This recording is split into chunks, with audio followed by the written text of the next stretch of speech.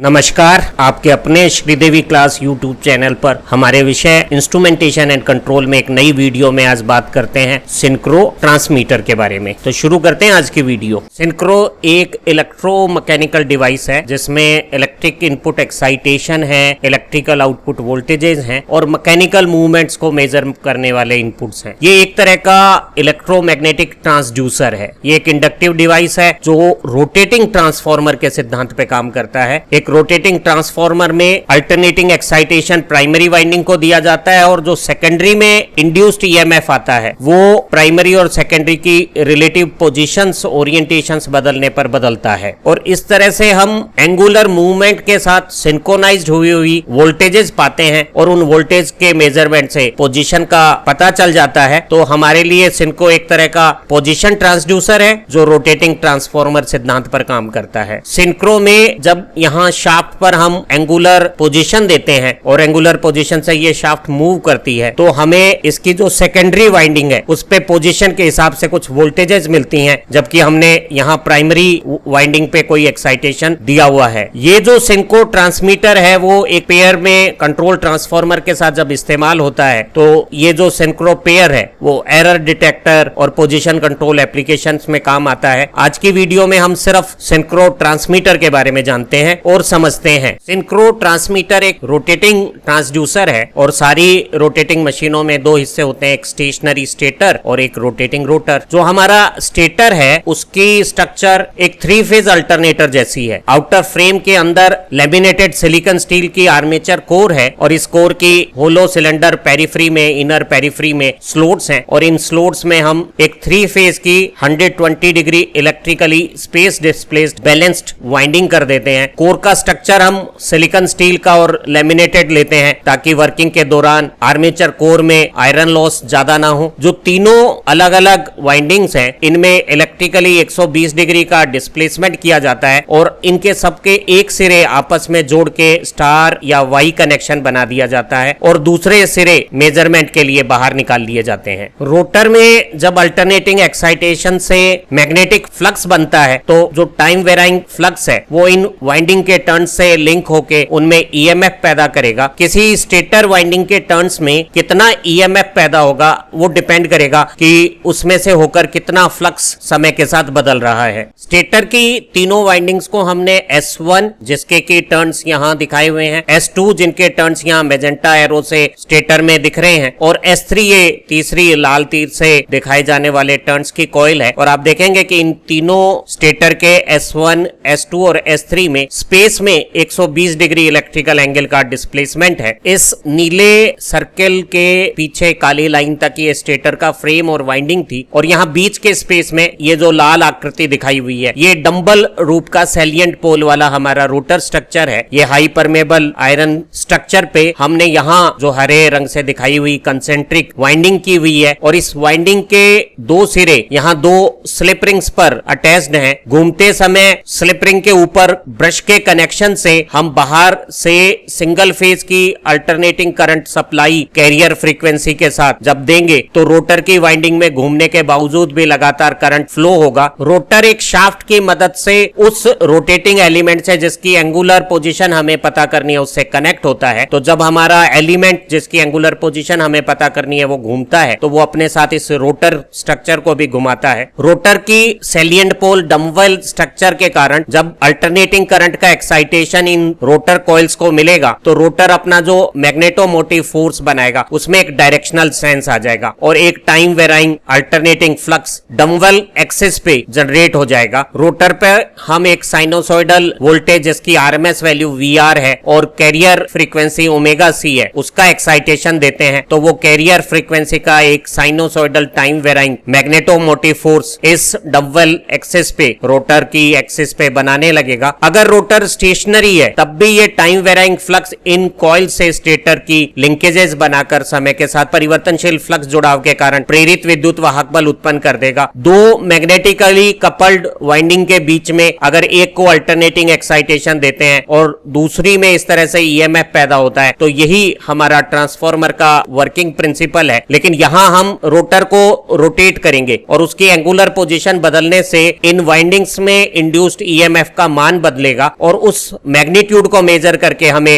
Rotor की position का पता लगेगा। इस रेफरेंस ड्राइंग में रोटर पे बाहर से जब स्लिप रिंग पे हमने अल्टरनेटिंग करंट सप्लाई की है, तो स्लिप रिंग के मार्फत रोटर की इस कंसेंट्रिक सिंगल फेज वाइंडिंग में अल्टरनेटिंग एक्साइटेशन से रोटर की डम्बवेल एक्सिस के अलोंग एमएमएफ बनेगा जो टाइम वेराइंग होगा। और ये time varying MMF S2 stator winding के साथ मैक्सिमम फ्लक्स लिंकेजेस और मैक्सिमम ईएमएफ पैदा करेगा। और जब रोटर की एमएमएफ डायरेक्शन S2 एक्सिस से मिलती है तो इस रोटर एंगल को हमने रेफरेंस जीरो एंगल माना है। और इस कंडीशन पे जब S2 में मैक्सिमम कपलिंग और मैक्सिमम फ्लक्स जुड़ाव से मैक्सिमम इंड्यूस्ड ईएमएफ है, उस समय S1 और S3 में ईएमएफ के मैग्नीट्यूड्स बराबर होंगे। और एक बड़ी खूबसूरत बात है कि इन तीनों S1, S2, S3 में भले ही स्पेस में डिफरेंस 120 इलेक्ट्रिकल डिग्री हो और ये रोटर लगातार रोटेट नहीं कर रहा होता है, इन तीनों S1, S2 और S3 में स्पेस एंगल 120 डिग्री का है। लेकिन यहाँ हम अल्टरनेटर में जब डीसी एक्साइटेशन देकर इसे सिंक्रोनस स्पीड से रोटेट करते हैं रोटर को, तो इनके ईएमएफ में टाइम डिस्प्लेसमेंट भी 120 डिग्री का आ जाता है। अगर रोटर स्टेशनरी है और रोटर का एक्साइटेशन अल्टरनेटिंग नेचर का है, अल्टरनेटिंग सप्लाई से है, कैरियर फ्रीक्वेंसी का एमएमएफ यहाँ alternating time varying flux linkages बना रहा है, तो इन तीनों S1, S2 और S3 वाइंडिंग में जो इंड्यूस्ड ईएमएफ है उसका मैग्नीट्यूड कपलिंग कोएफिशिएंट के हिसाब से जो फ्लक्स जुड़ाव हो रहा है उससे तय होगा। जैसे S2 में सबसे ज्यादा है, S1 और S3 में फ्लक्स जुड़ाव कम होने से ईएमएफ कम होगा, लेकिन सारे ईएमएफ आपस में सेम फेज में होंगे। तो जब S1 और S3 में ईएमएफ बराबर है और इन दोनों के बीच में यहाँ टर्मिनल्स पे अगर अपन वोल्टेज मेजर करेंगे तो वो वोल्टेज दोनों का डिफरेंस यहाँ जीरो आएगी। तो जब रोटर की पोजीशन रोटर एमएमएफ को S2 की एक्सिस के अलोंग रखती है, इस रेफरेंस एंगल को हम जीरो बोलते हैं, उस समय 1 और 3 के बीच में जो ईएमएफ हम मेजर करेंगे वो भी जीरो होगा। अब अगर रोटर घूमता है तो आप पाएंगे कि रोटर की अलग अलग एंगुलर पोजीशंस पे हमारी तीनों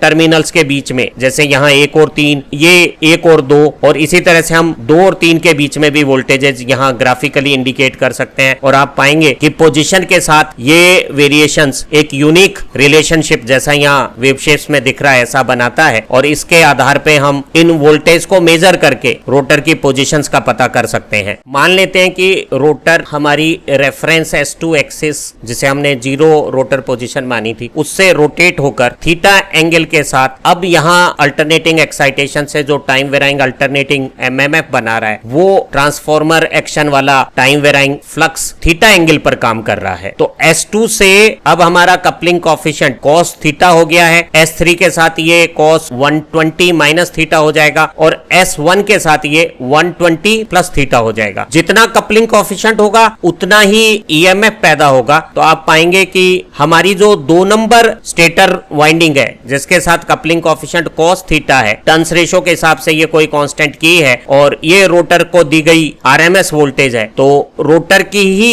कैरियर फ्रीक्वेंसी का टाइम वेराइंग ईएमएफ इस S2 टर्मिनल और इन तीनों स्टार पॉइंट के न्यूट्रल टर्मिनल के बीच में ये जो टर्न्स आपके S2 कॉइल्स के हैं जिनके साथ हमारा एमएमएफ थीटा एक्सियल एंगल बना रहा है, कपलिंग कोएफिशिएंट cos थीटा है, तो ईएमएफ का ये स्वरूप हो जाएगा। इसी तरह से ये जो हमारी फर्स्ट स्टेटर कॉइल के टर्न्स हैं, टर्न्स तीनों कॉइल्स में सेम है, बैलेंस्ड है वाइंडिंग, लेकिन इसकी जो ओरिएंटेशन है वो S2 से 120 डिग्री डिफरेंट है, तो हमारा जो कपलिंग कोएफिशिएंट है वो cos 120 प्लस थीटा हो गया है। और इसी तरीके से जो हमारा फर्स्ट कॉइल और न्यूट्रल के बीच में ईएमएफ है वो ये स्वरूप रखेगा और थर्ड के साथ हमारा ये एंगल, अगर ये 120 और ये 120 ऐसे 240 कर सकते हैं या -120 भी कर सकते हैं, और ये हमारा कपलिंग कोएफिशिएंट के साथ तीसरी कॉइल का न्यूट्रल पॉइंट के साथ ईएमएफ आ गया है। ये तीनों ईएमएफ रोटर की पोजीशंस के साथ मैग्नीट्यूड में बदलेंगे, लेकिन इनका आपस में टाइम फेज रिलेशनशिप सेम रहेगा। जिस समय S2 में ईएमएफ का इंस्टेंटेनियस मैग्नीट्यूड मैक्सिमम होगा, उसी समय S1 और S3 का भी इंस्टेंटेनियस इंड्यूस्ड ईएमएफ अपना मैक्सिमम वैल्यू रखेगा। तो आरएमएस वैल्यू जो ईएमएफ की है वो कपलिंग कोएफिशिएंट से डिसाइड होगी और ये तीनों वोल्टेज आपस में टाइम फेज में एक दूसरे के कोफेजल होंगी। तो इन्हें हम अगर ऐड या सब सब्ट्रैक्ट करेंगे, जब टर्मिनल्स के बीच में हम वोल्टेज लेंगे तो ये दो वाइंडिंग के अंदर टर्मिनल और न्यूट्रल की वोल्टेज का डिफरेंस होगा और वो डिफरेंस सिंपल मैथमेटिक्स से निकल आएगा। डम्बल रोटर की कंसेंट्रिक कॉइल में अल्टरनेटिंग एक्साइटेशन का एमएमएफ जब S2 कॉइल की रेफरेंस डायरेक्शन के साथ जैसा फिगर में शो किया हुआ है हो तो हमारा रोटर एंगल 0 है और ऐसी कंडीशन पे S2 कॉइल में मैक्सिमम फ्लक्स लिंकेजेस से मैक्सिमम इंड्यूस्ड ईएमएफ आएगा जो टर्न्स रेशो के हिसाब से कांस्टेंट रोटर पे दी गई वोल्टेज के साथ ये रूप रखेगा। अगर ये रोटर रोटेशन के साथ थीटा एंगल बना लेता है तो हम पाते हैं कि हमारा जो आरएमएस मान है वो कोसाइन फंक्शन के तौर पे इस थीटा एंगल के जो रोटर घूमने पर बनाएगा बदलेगा और इस वेरिएशन को हम यहाँ लाल कर्व में इंडिकेट कर रहे हैं और रोटर की अलग अलग पोजीशंस पे हमारा जो S2 कॉइल का टर्मिनल न्यूट्रल वायर के साथ जो वोल्टेज बनाएगा वो ये फंक्शन रखेगी। इसी तरह से जिस समय हमारा रोटर इस रेफरेंस 0 एंगल पे है, S2 में मैक्सिमम ईएमएफ आ रहा है, S1 और S3 में ईएमएफ बराबर और उल्टी पोलैरिटी के साथ है। अगर हम यहाँ 1 और 3 के बीच में terminal to terminal voltage measure करेंगे तो ये वोल्टेज 0 आ जाएगी। ऐसी स्थिति में अगर ये रोटर 120 डिग्री घूम जाता है तो हम पाएंगे कि अभी S2 में मैक्सिमम ईएमएफ आ रहा था, अब ये S3 मैक्सिमम ईएमएफ बनाएगी और अगर ये 120 डिग्री और घूम जाता है, कुल इस पोजीशन से 240 डिग्री घूम जाता है, तो आप पाएंगे कि हमारी जो पहली स्टेटर कॉइल है वो मैक्सिमम ईएमएफ बनाएगी। तो आप पाएंगे कि इस रोटर के एंगुलर पोजीशन के साथ ये तीनों वोल्टेज का वेरिएशन इस फिगर के अनुसार होगा। एक सिंक्रो ट्रांसमीटर के स्टेटर की तीनों कॉइल को जब हम स्टार कनेक्ट कर देते हैं तो जो उसका न्यूट्रल पॉइंट है वो अंदर ही रख देते हैं और वो मेजरमेंट के लिए असेसिबल नहीं होता। हम अक्सर न्यूट्रल और एक वाइंडिंग के बीच में वोल्टेज ना मेजर करके और जो बाहर हमारे टर्मिनल्स आए हैं जैसे 3 नंबर वाइंडिंग और 1 नंबर वाइंडिंग या 1 नंबर वाइंडिंग और 2 नंबर वाइंडिंग या 2 नंबर और 3 नंबर वाइंडिंग, इनके बीच की वोल्टेज मेजर करना चाहते हैं या पसंद करते हैं। हमने देखा कि जो कपलिंग कोएफिशिएंट है वो रोटर की एमएमएफ एक्सिस और कॉइल की एक्सिस के बीच के एंगल के कोसाइन से बनता है। अगर हमारा रोटर अपनी रेफरेंस एंगल से थीटा आर एंगल पे है तो S2 कॉइल का coupling coefficient cos theta R हो जाएगा। अगर टर्न्स रेशो का कांस्टेंट K है, रोटर की आरएमएस वोल्टेज VR है, तो हमारी सेकंड कॉइल और न्यूट्रल के बीच में आरएमएस वोल्टेज इस रिलेशन के अनुसार होगी और यही वोल्टेज फर्स्ट कॉइल के साथ और थर्ड कॉइल के साथ हम निकाल सकते हैं। अगर मैं फर्स्ट और सेकंड कॉइल के बीच में टर्मिनल्स के बीच में वोल्टेज निकालना चाहता हूं, स्टेटर में मैं फर्स्ट स्टेटर कॉइल और सेकंड स्टेटर कॉइल के बीच की वोल्टेज निकालना चाहता हूं, तो वो इन दोनों का डिफरेंस होगा किरचॉफ के नियमानुसार। दोनों सेम फेज की वोल्टेज को जब हम डिफरेंस करेंगे तो ये सिंपल डिफरेंस हो जाएगा और अगर हम cos C minus cos D का फार्मूला लगाते हैं 2 sin C plus D by 2 sin C minus D by 2, तो हमारा जो रिजल्ट है वो ये स्वरूप में आ गया है। cos 60 को हम √3/2 लिख सकते हैं और इस 60 को 360 अगर आप सब्ट्रैक्ट कर देते हैं तो आप इसे 240 कर सकते हैं और आप पाते हैं कि हमारा जो मान है आरएमएस मान वो √3 टाइम्स KVR ये साइन फंक्शन हो गया है। इसी तरह से 1 नंबर और 3 नंबर के बीच में ये जो फंक्शन है वो इस रेफरेंस के साथ रोटर पोजीशन का साइनोसॉइडल फंक्शन हो गया है। 1 और 3 के बीच की वोल्टेज ये लाल ग्राफ से दी हुई है। इसी तरह से बाकी जो दोनों वोल्टेजेज हैं 1 और 2 की या 2 और 3 की, उनको हम 120 डिग्री फेज डिफरेंस के साथ इंडिकेट कर सकते हैं यहाँ, जैसा कि इस ड्राइंग में दिख रहा है। एक बड़ी खूबसूरत बात है, रोटर की किसी एक पोजीशन पे तीनों टर्मिनल्स के बीच में जो वोल्टेज मिलती है वो उस पर्टिकुलर पोजीशन का एक यूनिक कॉम्बिनेशन है। किन्हीं भी 2 पोजीशंस पे आपको तीनों वोल्टेज की सेम सेट वैल्यूज नहीं मिलेगी। तो अगर हम ये वोल्टेज के मेजरमेंट्स कर लेते हैं और हम कोई कंप्यूटर प्रोग्राम में एनालाइज कर रहे हैं इन वैल्यूज को, तो हमें मालूम हो जाएगा कि रोटर की पोजीशन रेफरेंस से कितना एंगल बनाकर है। सिंक्रो ट्रांसमीटर के स्टेटर पे जो टर्मिनल्स 3 और 1 या 1 और 2 या 2 और 3 के बीच में जो वोल्टेज का मैथमेटिकल रिलेशन आया, उसका ग्राफिकल प्रेजेंटेशन साफ बता रहा है कि पूरे 360 डिग्री रोटर के रोटेशंस पे जो स्पेस में संभव है उसमें ये जो तीनों टर्मिनल वोल्टेज का जो सेट है वो यूनिक है और उस यूनिक इंफॉर्मेशन से हम तीनों अगर टर्मिनल वोल्टेज मालूम हो तो हम रोटर की पोजीशन का पता लगा सकते हैं। So we can say that set of 3 terminal voltage of synchro transmitter is a unique set for rotor position and no 2 position of rotor has the same set of these 3 terminal voltage. So using these 3 values of stator voltages we can easily measure the position of rotor. तो इन terminal voltage के measurement से जो stator के terminal signals पे हमें मिल रही है, हम रोटर के एंगुलर पोजीशंस का पता कर सकते हैं। एक डिवाइस है जिसे हम सिंक्रो डिजिटल कन्वर्टर कहते हैं, जिसमें एक प्री प्रोग्राम्ड डिजिटल प्रोग्रामिंग का एक कंप्यूटर सेट है जो तीनों वोल्टेजों मेजरमेंट से अवेलेबल होती है उन्हें एनालाइज करता है और सीधा डिस्प्ले पे रोटर की डायरेक्शन और कितना एंगुलर डिस्प्लेसमेंट हुआ है वो इंडिकेट कर देता है। तो हम पाते हैं कि हम इस तरह के सिंक्रो ट्रांसमीटर का इस्तेमाल किसी भी रोटेटिंग मशीन की एंगुलर पोजीशन पता करने के लिए कर सकते हैं। ये हमारे जो माइक्रोवेव एंटीना है उनकी पोजीशंस का